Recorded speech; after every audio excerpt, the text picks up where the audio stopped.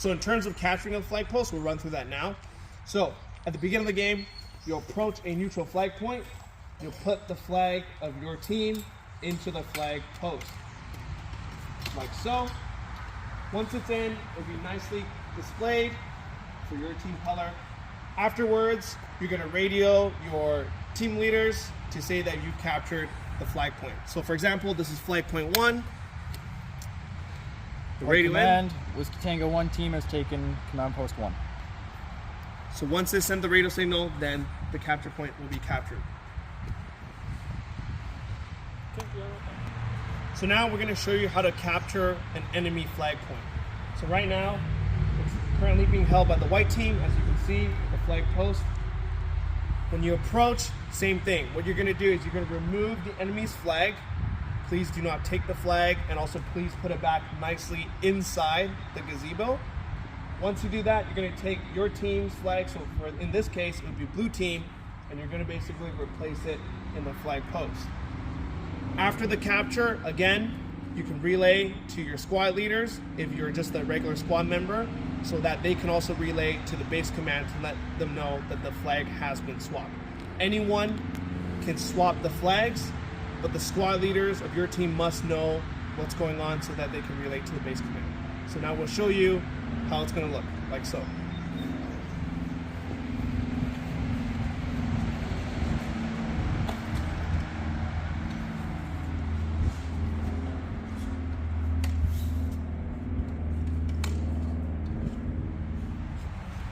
Blue command, this is Bravo 1. Flag 1 captured.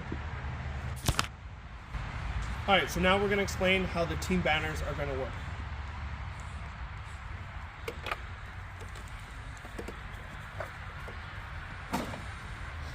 So, this is what the team banner is going to look like. First thing you notice is the flag is significantly bigger than the actual flag that's on the neutral flag point. You also notice the team banner is attached to a bucket, and inside there are water bottles. So the team banner is attached to the bucket at all times and should not be separated. So when you are transporting this, you'll have to transport the entire package together. You'll notice that the water bottles inside. So these water bottles are one of the ways for you to resupply the water bottles you have on your own. If you are hit and you're coming back to respawn, you do not need to use the water bottles. You just simply touch the flag point, and then you're right back in the game. The water balls are there for you to resupply the ones on your person in case you're far away from any respawn point, or if you're in contact and fighting with the enemy. Once the team banners are attached to a flag point, any squad leaders can request on the radio to resupply the water bottles at any time. So for example, if you used up all 12, radio in, and then the admins will come back and resupply. However, this can only happen if the team banner is attached to a flag point. If you're transporting the team banner and you're hit, as a hit player, you just leave it where it is. Someone else can transport it. And if it's separated from the flag point, you can still take the water bottles that's left inside, but you cannot request resupply. The resupply can only happen if it's attached to a flag point that's on your computer. That's about it for the team banners.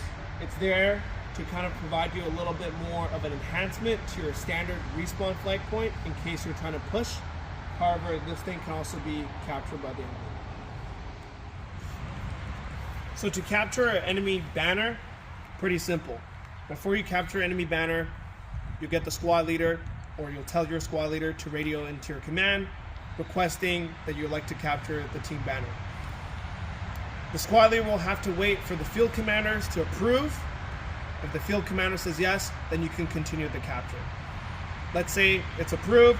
First thing you'll do is you'll replace the flag on the neutral flag position to your team's flag. So in this case, it'll be blue capturing the white team. So you'll replace this. After you replace that, you can then take the white team banner, bring it to the market for point collection. Blue command, requesting capturing enemy banner at flag 5. This is Blue Command. Enemy team banner capture approved. Affirmative.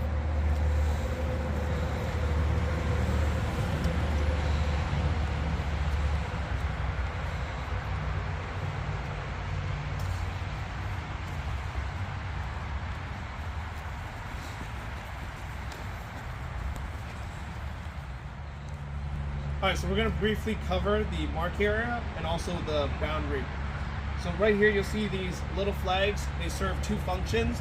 The first one is it marks the edge boundary for the market area.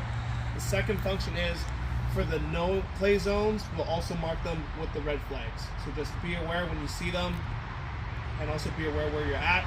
If you're at the market, obviously this is the outer boundary. If you step into the boundary, it's a no engagement zone. So as you go into the market, again, this is just a shorter representation. Once you step inside, you're not allowed to shoot out, and also enemies are not allowed to shoot in.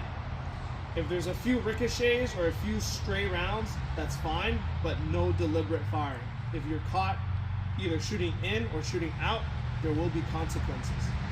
As you approach the market, either to go in there as a safe zone, or if you have any objectives that you want to cash in, there will also be an outer outpost area, which will have red team guards there to kind of secure the area because it's controlled by the red team. The distance between the outer boundary and the outpost is about 100 to 200 feet. If there's an engagement within this distance, it will literally be deliberate, which means someone's actually purposely shooting.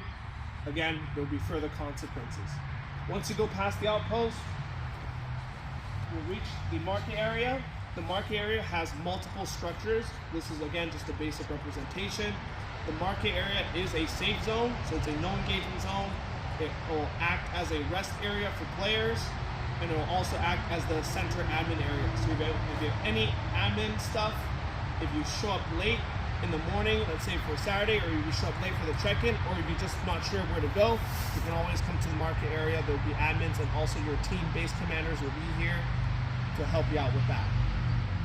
That's about it. Just a kind of short brief on the market area and also the perimeter. Again, the actual market area is much bigger than this. It's just a quick demonstration.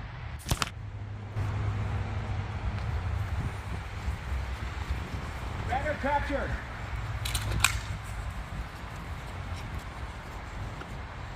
Good.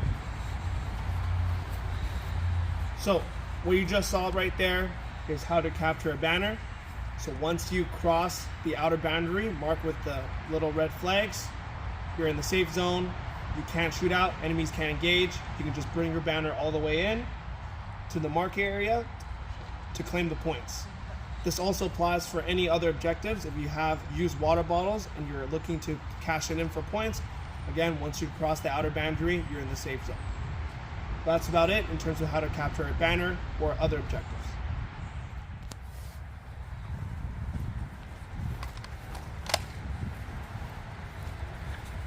We'd like to reclaim our banner for capture point 3. Okay, capture point 3? Yep. All right, confirm. Thank you. So, once we get that confirmation from the returning team, our admins will take a look at our map, ensure that their flight point, in this case, flight point 3, is on their side. Once we confirm that, our admins will send the team banner on our admin vehicles directly to the flight point. Once there, they'll drop it off and it'll be attached to the white team again, and that's how you reclaim your team banner. Hello guys, welcome to the last part of the Last Stand video series. So we're just going to clarify really quick in terms of the respawn. So behind me, we'll have the pop-up tent, so this is what the flight point will look like as shown in the previous videos. When it comes to respawn, you just have to come to a safe flight point inside or touch the beam and you're back in. However, there are 3 conditions where you cannot respawn if the flight point is under attack. The first condition is there's a 300 feet radius. So from the pop-up tent out 300 feet, if there's any sort of engagement, then any place around that, you won't be able to respawn. The second is if you visually see that a flight point is being attacked by enemies, again, you can't respawn from there. You'll have to go to a safe area to respawn. The last condition let's say I'm respawning inside and I'm taking direct fire and I get hit, then again, you're dead. The flight point is also considered a unsafe spawn, so you have to go back to the nearest safe spawn point, which is one that's not being engaged, to respawn. So again, there's no such thing as spawn kills. If you are able to get hit, then you'll follow the standard bleed out rules, just to make it nice and simple. Alright, so that's it in our last stand video series. We're really excited to bring this event to you guys. We'll see you on the field. We also got a lot of awesome prizes if you guys saw our little teaser. That's it. See you on the field.